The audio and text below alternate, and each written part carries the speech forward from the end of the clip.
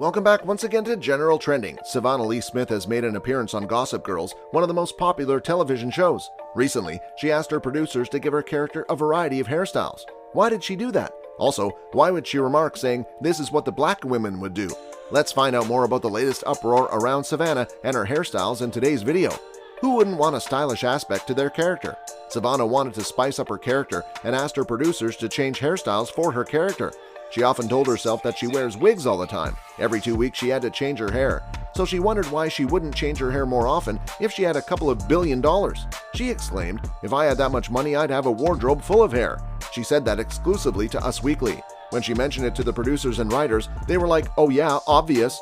In addition to having the ability to experiment with numerous looks, Smith added that showing diverse haircuts during the filming process was crucial for viewers to witness. "It's what black ladies do," she explained, "whether or not they are part of the wealthy elite." But why would black ladies do that? Why would such a remark be made? Hold on, before we go to that topic, do take a minute to subscribe to our channel. We provide fresh and updated content every time something new is in the market. Savannah said, "It's what black ladies do, whether or not they are part of the wealthy elite," because she referred to the history of black ladies at that time. Hair represents many things to different people, but black hair has a particularly profound history as a symbol of survival, resistance, and celebration. It's been used as a weapon of oppression as well as empowerment, and our society's ideas about black hair continue to impact how black people are regarded today. There are 6 things to know and respect about black hair's rich cultural, aesthetic, and social heritage. Let us find out what it is. In ancient African communities, hair was a cherished cultural and spiritual emblem. Ancient African societies styled their hair for reasons other than fashion. A person's haircut might reveal a lot about who they were and where they originated from all over the continent. Braids and other complicated hairstyles were traditionally used to indicate marital status, age, religion, money, and social standing. These fashions have significant cultural and historical roots, ranging from intricately beaded braids worn by monarchs to specific headdresses worn by new mothers. The hairstyle was also an essential social ritual, a time to engage with family and friends, because it may take hours or even days to accomplish these creative appearances. Hair was also seen as a source of personal and spiritual strength. Some societies thought that because the head is the most elevated portion of the body, it connected them to the divine. Slave dealers shaved the heads of all Africans they abducted as the first step towards erasing systemic culture and identity. Slave traffickers shaved the hair of the persons they seized as one of the first things they did to them. Given the spiritual and cultural significance of hair in Africa, it was a particularly cruel act designed to sever their ties to their communities. When their hair grew back, they no longer had access to the herbal remedies, oils, and combs they used in their country. Hair was also regarded to be a source of personal and spiritual strength. As the most elevated body portion, some tribes believed it connected them to the divine. Hair texture and style were critical to the survival of enslaved black people. Texturism, or the concept that certain hair patterns are superior to others, became popular during the slave era.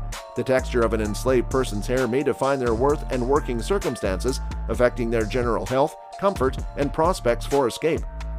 Coily hair and dark complexion were seen as unsightly and inferior by Eurocentric beauty standards. Straighter, more European characteristics defined excellent hair.